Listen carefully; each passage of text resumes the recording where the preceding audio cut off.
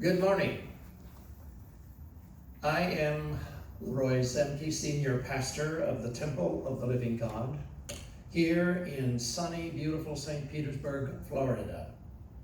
Today is Sunday, May the 24th, and we are going to have a wonderful program today with our Associate Minister, Reverend Karmene Lusis, and our talented musicians, which are going to create part of the inspiring music for the morning program.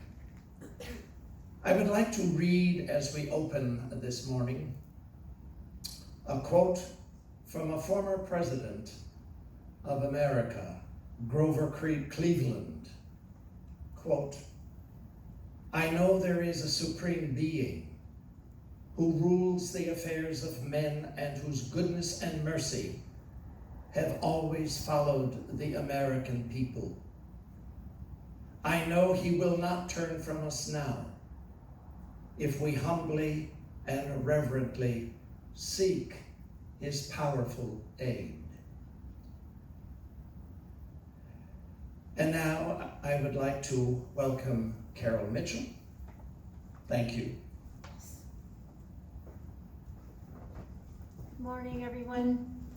I'd like to do a song for you now called The Amazing You.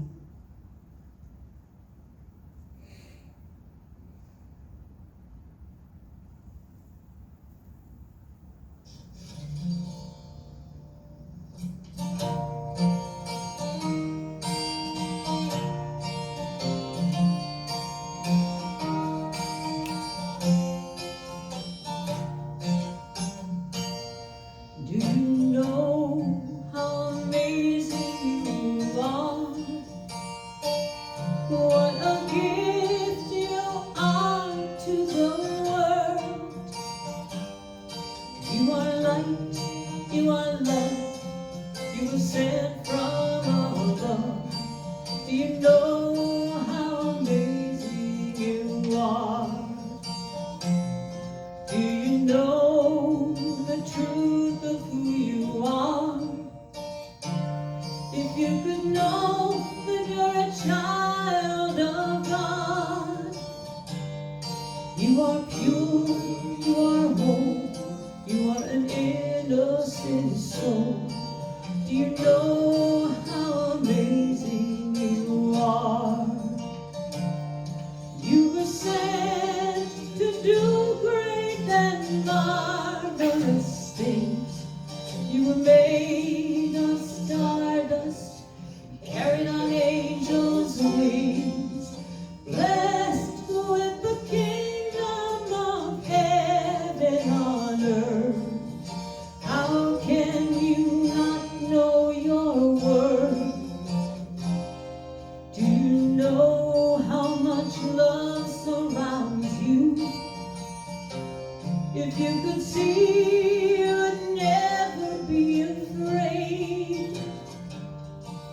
No matter what stone appears in your path, you are carried along the way.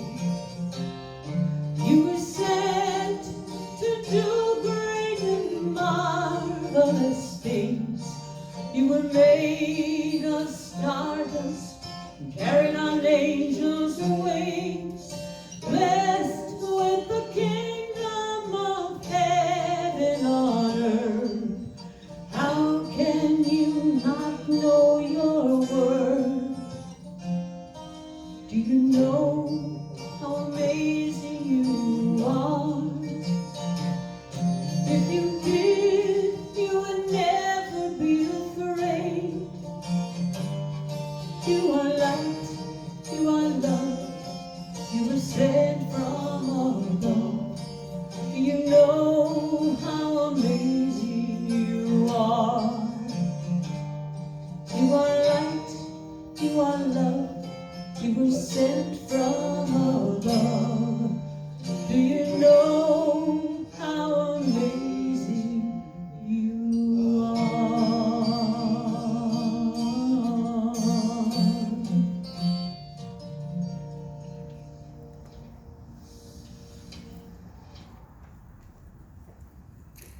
Good morning, everyone. Thank you for joining us here today on this very special weekend. As you know, it is Memorial Day weekend, and that song that Carol sang with us is very touching, spoke to the heart, I think, of all of us. And so at this time, I'd like to recognize all of those who have served in whatever capacity, and let us all just take a moment and perhaps bow our heads, close our eyes, and hold them in a consciousness of gratitude and love.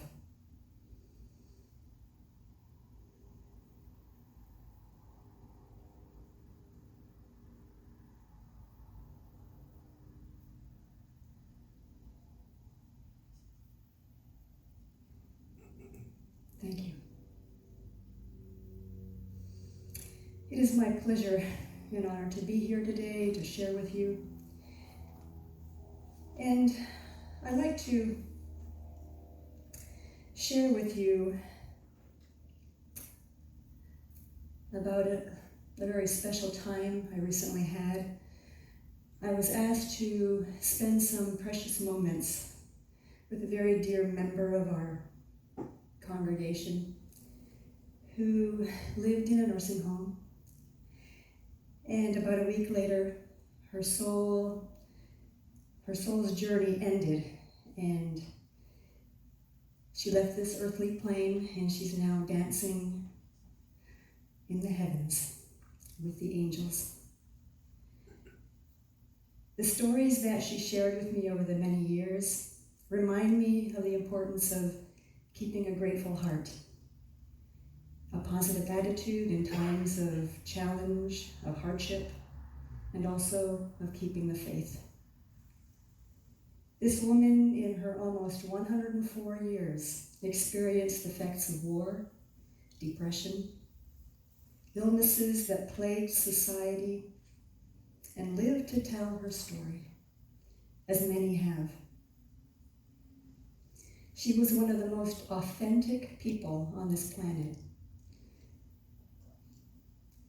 She stood for what was right, good, and honest, having a very gentle, compassionate, kind-hearted, loving soul. For all who had the opportunity to know her, were gifted with the incredible blessing of her graceful presence. This woman who at 99 years of age took her last trip to Buenos Aires for a month to dance every single day, Argentine tango, with some of the best dancers they have there. In keeping in the flow of rhythm, she danced for more than 40 years, honoring her life, her creativity, and her God-given talent.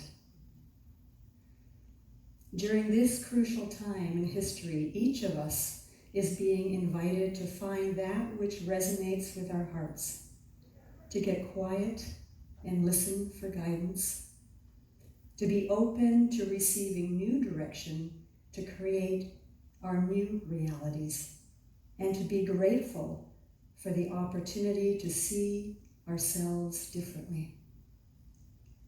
We are to take more responsibility for ourselves by really honoring what we think, say, and do. Each of us chooses the path that we want to walk down. And in that respect, each of us has the opportunity to choose how we want to react or respond, even to the present conditions we are dealing with. There's a spiritual saying that states, and I quote, "Sometimes God stirs us out of uncomfortable situations in order to stretch us and cause us to use our faith." End of quote. We know that what we focus on expands, and we know that peace begins within. It's true that if we are not peaceful within our own being, the world we see on the outer can be, and for many will be, chaotic. We know that we cannot control all outer circumstances and their outcomes, but we can control our attitude towards those circumstances. As Marcus Aurelius once said, your life becomes what you think. Stephen Covey also expressed that our, and I quote, our ultimate freedom is the right and power to decide how anybody or how anything outside of ourselves will affect us. End of quote. You know, when we keep in the flow of what our higher self is intending for us, we experience peace. The less we respond to negative influences, the more peaceful our lives will become. And during this time, while our lives are being put on hold, it's giving so many people the opportunity to really get in touch with that which is most important in their lives. Perhaps the world is closed down for spiritual maintenance to take place on a much deeper level than it ever has. And how amazing is that? It's true that every part of creation is continually in the process of changing and growing. We've all been given the opportunity to create differently in our lives.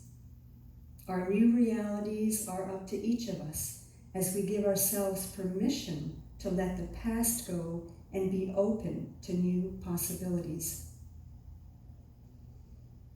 If you feel that you have been forced to move beyond your comfort zone, I invite you to choose to see that this time is happening for you and that it's a good thing. Accepting where we are will help keep us in the flow. We may fear what we do not understand, and that's okay. In the meantime, it's important to keep our conscious contact with the God of our understanding, whatever that may be. Lean on that presence.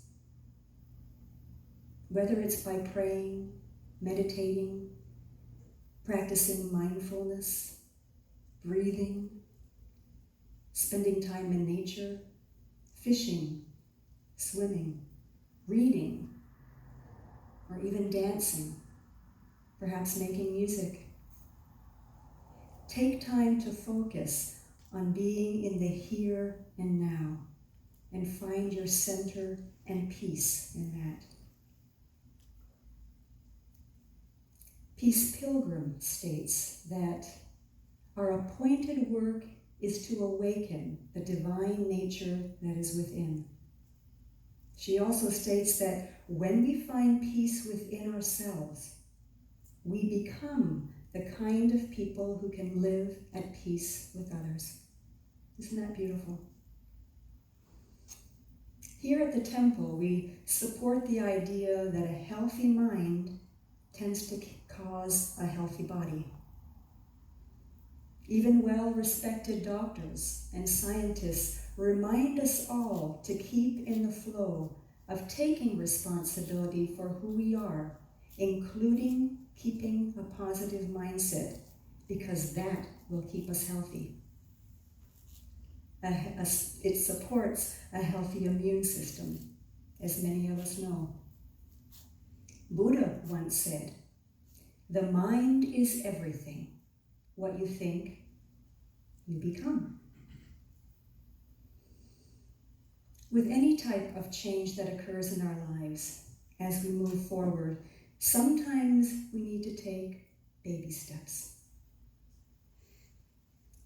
As we are creating our new reality for ourselves, it requires focus, time for inner reflection, and breathing into the new awarenesses. Sometimes we need to learn to detach from situations that appear to be frustrating and just laugh about them. Remember, we can always laugh at a situation if we are above it and not within it. Abraham Hicks states, "Our work is to relax and allow, no matter what." In Proverbs 4:23 we read, "Above all else, guard your heart, for everything you do flows from it." So what does keeping in the flow really mean then? It's about accepting change without becoming angry or frustrated. It's about showing up and taking what life presents us and discerning how to be responsible and conscientious. On a soul level, I believe that each of us has accepted to be here in this time of history. We are part of the change. How we use this time to make a positive difference is up to each of us. We are having the opportunities to look at our lives, to reach out to others who are in need of help, to accept help from others if we are in need of help, and to see what really matters in our lives, to strengthen the truth of who we are at the core of our being, and not to let others control our lives, our thinking. Perhaps for many, the ideal life may appear to be shattered. Perhaps life has appeared to be uprooted. So it becomes an invitation to us to sit back or stand back, observe what is going on, remembering that life continues to be a flow of change. We also have the opportunity to see the chaos as part of the change that will help us grow and be stronger. We may be called to stretch our skills to new levels. Many people who are refocusing are embracing more creativity in their lives. Many have chosen not to live in fear. They never have in their lifetime, and they're not giving into the fear even now, when it's been so strongly instilled in the media. More than ever, as I've mentioned, each of us is being called to be strong in the truth of who we are. And it's up to each of us to take heed and put into practice that which brings us the greatest sense of inner peace.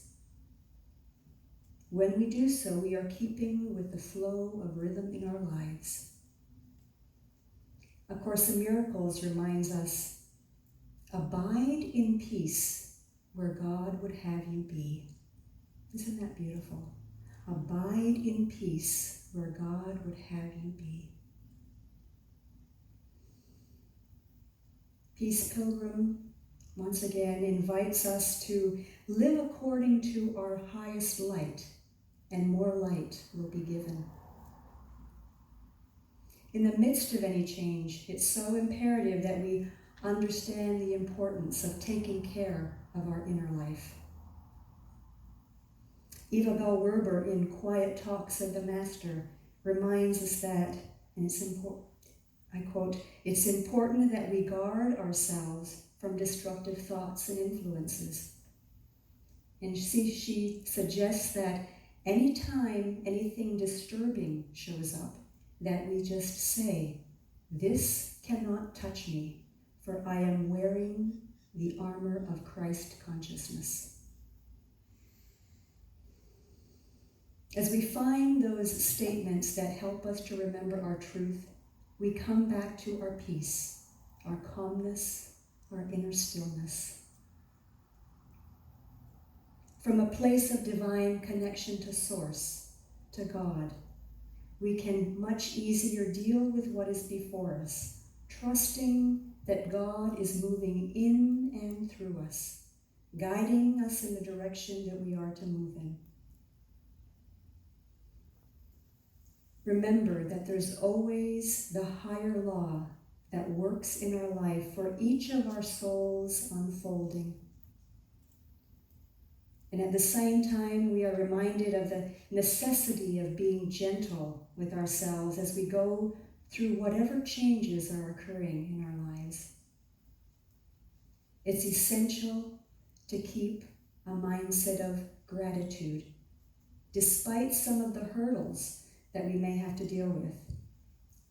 It's a gift we give ourselves, being grateful and feeling blessed. When we create an energy of gratitude, we open ourselves to see differently in ways that will bring more of that peace that passes all understanding into our lives. We can know that underneath it all, there is a divine order that resides in all of this. When the rhythm of life changes, we have to learn to dance to a new beat, don't we? Lao-Tzu once said, and I quote, "Figure out the rhythm of life and live in harmony with it." End of quote. It's interesting to see how life circumstances are always showing up for us, perhaps to change our mindset, perhaps to heal our belief systems, perhaps to open us to new ways of thinking. When we remain strong in the truth and find our peace, we become more effective mirrors or reflections for one another. Mother Teresa once said, and I quote, "If we have no peace, it's because we have forgotten that we belong to each other." End of quote. Also in 2 Corinthians, we are reminded to be of one mind and live in peace. As we pray with complete trust in the God of our being, we build faith and hope that gently encourages and carries us through any challenge. And every time we join our hearts with others in prayer, we are creating a powerful connection. It's so true that each of us has been entrusted with the ability to think, speak, act, and create in ways that work for the highest and best good of all. And so as I bring this to a close, I'm going to share a passage from some of the Unity writings that supports the whole idea of keeping in the flow. And it's written in the first person, so I invite you at this time to close your eyes and just allow for these words to become your own. Through divine love, I am sharing a message of hope with my world. While watching the news or reading a newspaper, it's easy to find things that need to be changed in the world. I choose to focus on what is right in the world and what I can do to contribute to what is true and good. Divine love within me guides my conversations and interactions with others. My words are kind, loving, and caring. They create a trust that encourages others to respond in a kind, loving, and caring way. I want whatever I say to be a cause for joy and inspiration for all who hear it. I remain calm and focused by centering myself in the peace of God. With my attention on God, I am keeping in the flow, always prepared to share a message of hope with others. As for me, I gracefully walk in my integrity. and so it is. And now let us hear from Daniel Harris, excuse me. Wow. Thank you. You've been lifted. Lifted up. Man, that was beautiful. I don't know about you people out there watching, but I'm going to have to go home and watch this video with pad and pen in hand so I can write down all those positive moments that you just shared with us. Wow, it touched my heart. And what a perfect segue into this song. So if you're out there listening and watching, sing along with us. I am so blessed.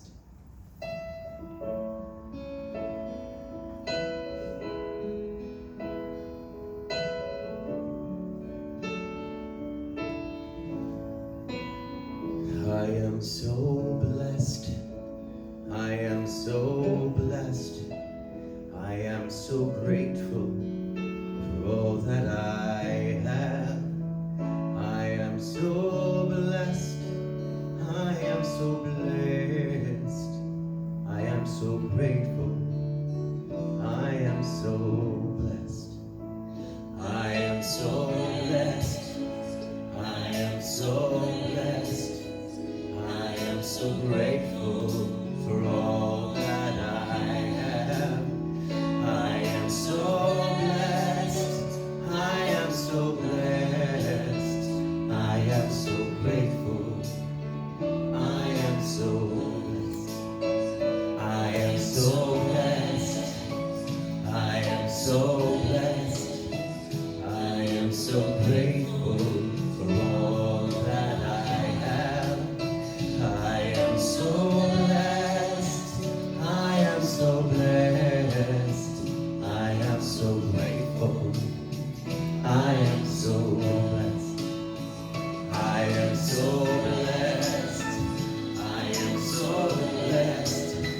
I am so grateful for all that I have. I am so blessed. I am so blessed. I am so grateful. I am so blessed. I am so blessed. I am so blessed. I am so grateful for all that I have. I am so blessed. I am so blessed. I am so grateful. I am so blessed. I am so blessed. I am so blessed. I am so grateful for all that I have. I am so blessed. I am so blessed. I am so grateful. I am so blessed. I am so blessed. I am so blessed. I am so grateful for all that I have. I am so blessed. I am so blessed. I am so grateful. I am so blessed. I am so grateful. I am so blessed. I am so grateful. I am so blessed.